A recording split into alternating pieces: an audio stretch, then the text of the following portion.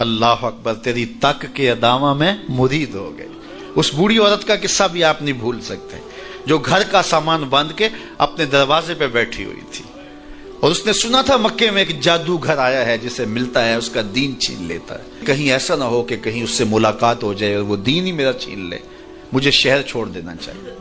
گھر کے تھڑے کے اوپر سامان باندھ کے بیٹھی ہے، حضور بھی گزرے، اس نے دیکھا تو کہا بھتیجے یہ سامان میرے سر پہ رکھ دے۔ حضور نے سامان اٹھایا، دیکھا تو بوجھل تھا، وزنی تھا، اور بڑھیا کو دیکھا تو کمزور تھی، تو کہا کہ بڑھیا اگر چاہو تو جہاں چاہتی ہو میں خود نہ چھوڑا۔ اس نے کہا اس سے بڑی مہربانی کیا ہوگی؟ حضور نے سامان اٹھایا ہوا ہے اور بڑھیا سے باتیں بھی کرتے جا رہے ہیں۔ تو بڑھیا کو کہا کیوں جا رہی ہے؟ اس نے کہا کہ سنا ہے یہاں ایک جادوگر ہے جو لوگوں کا دھرم لوٹ لیتا ہے، لوگوں کا دین لوٹ لیتا ہے۔ میں نے ساری زندگی بتوں سے وفا کی ہے، میرے آبا و اجداد نے بتوں سے وفا کی ہے، میں چاہتی ہوں دین اجداد ہاتھ سے چھوٹ نہ جائیں، آخر اس شہر میں رہتی ہوں کہیں مل نہ جائے۔ خیر حضور نے کچھ نہیں کہا، اس کا سامان نہیں پھینک دیا کہ ٹھیک ہے تم پھر جاؤ۔ سامان اس کا اٹھایا اور جہاں تک اس نے جانا تھا سامان پہنچایا، سامان سپرد کر کے واپس پلٹنے لگے تو اس نے کہا بچے اپنا نام تو بتا دے، لوگ کہیں گے کہ مکہ چھوڑ آئی ہو تو بتاؤں گی ایک جادوگر کے دکھ سے چھوڑ آئی ہوں، تو وہ کتنا برا بھلا کہیں گے شہر مکہ کو کہ جس مکہ سے لوگ نقل مکانی کرنے پہ مجبور ہو گئے، تو میں انہیں یہ بھی بتاؤں گی کہ جس مکے میں جادوگر رہتا ہے اتنا اچھا نوجوان بھی رہتا ہے، تو تیرا نام لیا کروں گی، تیرے قصیدے پڑھا کروں گی۔ تو حضور علیہ السلام مسکرا پڑے، کہا بڑھیا جس جادوگر سے بھاگ کے آئی ہے وہ تیرے سامنے کھڑا ہے۔ اس نے کہا سچ سے آپ ہی محمد ہیں؟ حضور نے فرمایا نام میرا یہی ہے۔ تو اس نے کہا پھر آپ کا جادو میرے پہ چل گیا ہے۔ اللہ اکبر، تیری تک کے ادامہ میں مرید ہو گئے۔ لوگوں کی خدمت کریں، بوڑھوں کے کام آئیں، دکھیوں کے کام آئیں، مصیبت زدہ کے کام آئیں۔ حضور یتیم ہو کے یتیم پرور تھے، لاچاروں کی مدد کرتے، لوگوں کے گھروں میں پانی بھر کے دے دیتے، اور دکھیوں کے کام آ جاتے اور مصیبت زدوں کے کام آ جاتے۔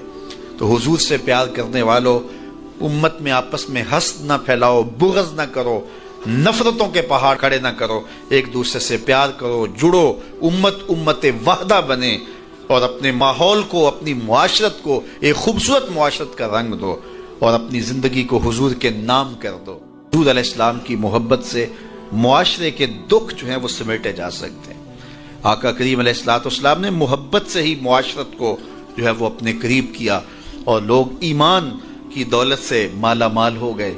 وہ ایک بچہ آیا نا اپنی ماں کے لیے لباس لینے کے لیے، اور پہلے وہ گیا اپنے چچا کے پاس، اس کی ماں بیوہ تھی اور اس کا لباس پھٹ گیا تھا، اور وہ اپنے چچا کے پاس گیا تو اس نے دتکار دیا۔ ماں نے اس کو روکا تھا بیٹا نہ جانا، لیکن اس نے کہا کہ تیرے بدن کے اوپر جو لباس ہے وہ بھی پھٹ گیا ہے اور جگہ جگہ سے جسم جھلک رہا ہے، تو میں اپنے چچا سے آپ کے لیے لباس لے کے آتا ہوں۔ پھر جو رویہ اس نے اختیار کیا تو واپس روتا ہوا آ رہا تھا، تو کسی نے راستے نے پوچھا کہ کیا ماجرا ہوا؟ اس نے کہا چچا کے پاس گیا تھا ماں کے لیے لباس لینے، اس نے تو لا کے بھیج دیا۔ اللہ اکبر۔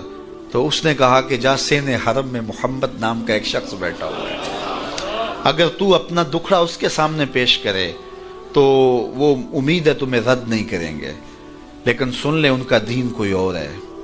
اللہ اکبر۔ اپنے ماں کے پاس آیا تو ماں کو کہا کہ چچا نے رلا کے بھیج دیا، لیکن آپ کی حالت مجھ سے دیکھی نہیں جا رہی۔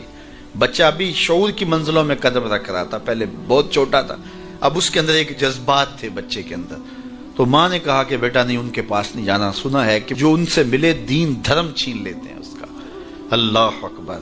تو حضور علیہ السلام کے پاس جانے سے ماں روکنے لگی، لیکن بچے نے کہا کہ امی میں پکا رہوں گا، بتوں کا وفادار رہوں گا، تم اس ٹینشن کو، اس پریشانی کو چھوڑ دو۔ اور حضور کی خدمت میں حاضر ہوا۔ حضور صحن حرم میں چادر اوڑے بیٹھے ہوئے تھے، اور جا کے کہنے لگا میں پہلے بات آپ سے کر لیتا ہوں، آپ کا دین میں نے قبول نہیں کرنا۔ حضور مسکرا کے بولے بیٹا بتاؤ کس لیے آئے ہو؟ کہا میری ماں بے لباس ہے، میں آپ سے لباس لینے آیا۔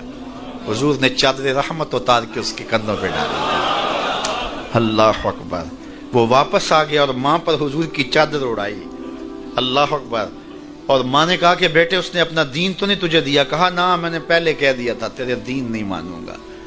ماں کہنے لگی پتر اس کا دین ماننا چاہیے، یہ جس نے رحمت کی چادر ہمارے سر پہ تان دی۔ کچھ لوگ کہتے ہیں جی بس میں تو اللہ کی مخلوق کی خدمت کرتا ہوں، میں تو حج بھی نہیں کیا، اس کے پیسے بھی غریبوں کو دے دیے۔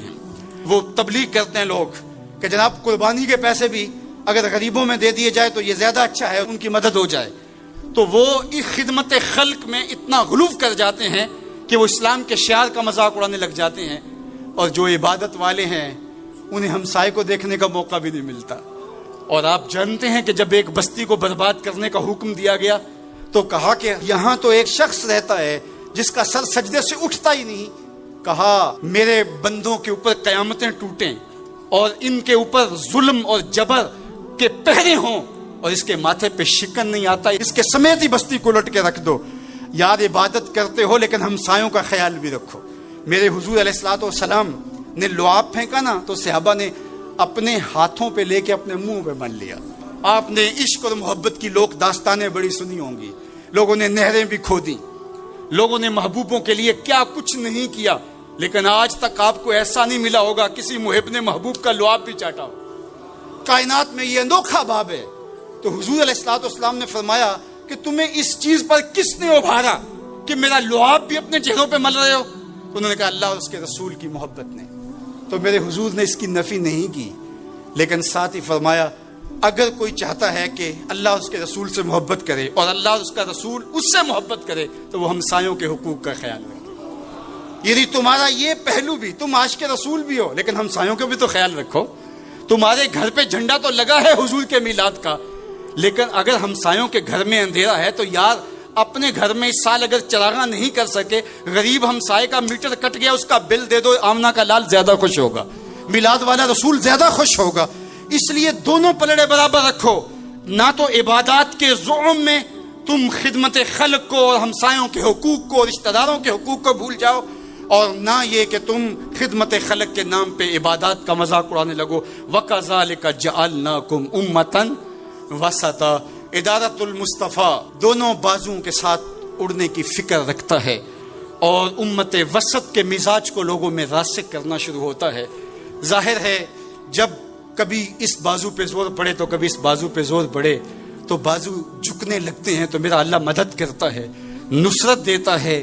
تو کبھی ہمارے کسی بازو پہ فتویٰ بھی آ کے جو ہے وہ زور ڈالتا ہے، کبھی کسی فتوے کا میزائل لگتا ہے، لیکن ہم تو بلے شاہ کی بولی میں کہتے ہیں بلے آلو کی تینوں کافر کافر آکھن تو آہو آہو آکھ۔ ہمارا کام الجھنا تھوڑا ہے، ہم نے تو آگے بڑھتے ہی چلے جانا ہے، اور ہماری منزل تو مدینہ ہے، ہم نے تو اس کی طرف عازم سفر رہنا ہے۔ ادارت المصطفیٰ ایک فکر کا نام ہے، اور وہ فکر جو مدینے کی ضیاؤں سے پھوٹتی ہے، گنبد خضرا کے جمال کی روشنی ہے، اور وہ مصطفی نہیں ہو سکتا جس کے دونوں بازو میں سے ایک بازو شل ہو۔ حضور کی امت سے جس کو پیار نہیں ہے، حضور کی امت سے جس کو محبت نہیں ہے، حضور کی محبتوں کا کبھی بھی